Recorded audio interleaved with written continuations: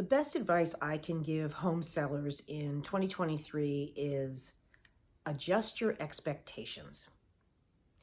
So, as you might be aware, unless you live under a rock, interest rates went up high and quickly the second half of 2022. And that has resulted in a drop off in buyers who can actually afford to buy. There are also buyers who might be able to afford it, but because of the volatility of the rates, have decided to just kind of hang out on the sidelines and maybe not put themselves right out there in the active buyer's market.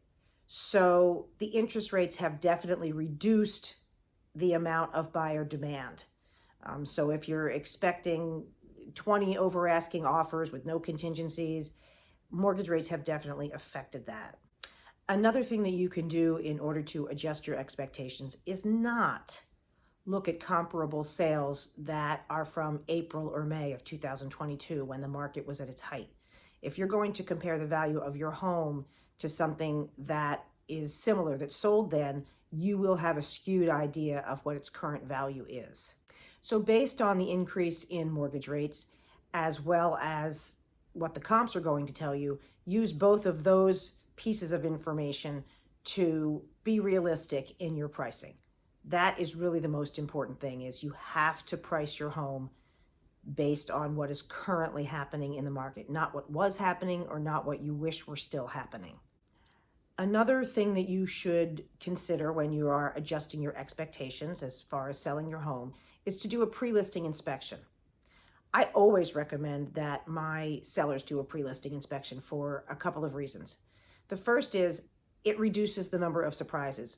You may very well not be aware that there's some $30,000 septic problem lurking in your yard.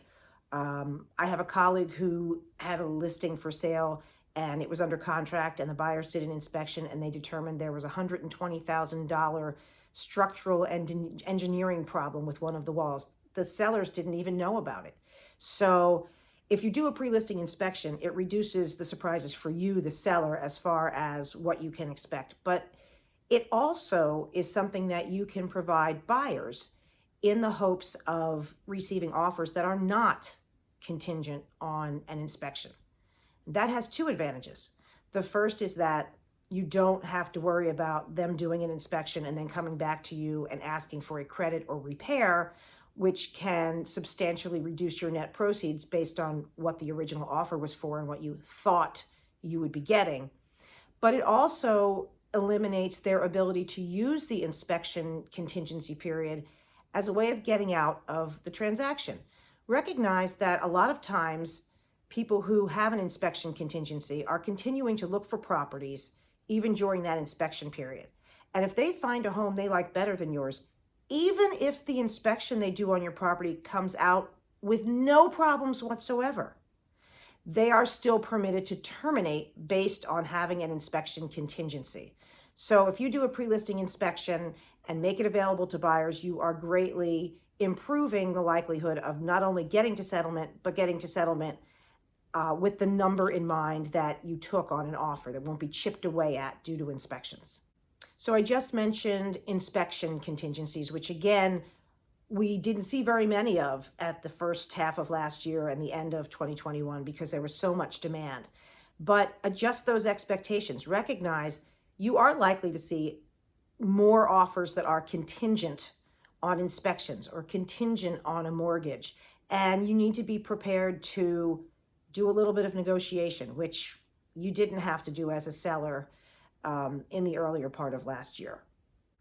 Another thing that you might want to consider when adjusting your expectations is just how important it is to stage your home.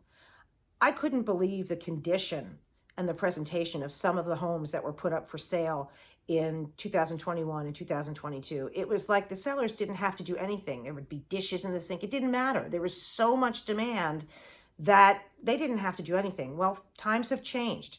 Adjust those expectations and think about not only cleaning and tidying, but staging your home and making it look as good as it can look. So if you consider all of those points and just try to stay realistic about what the current market conditions are, and you adjust your expectations accordingly, you should definitely be able to sell your home.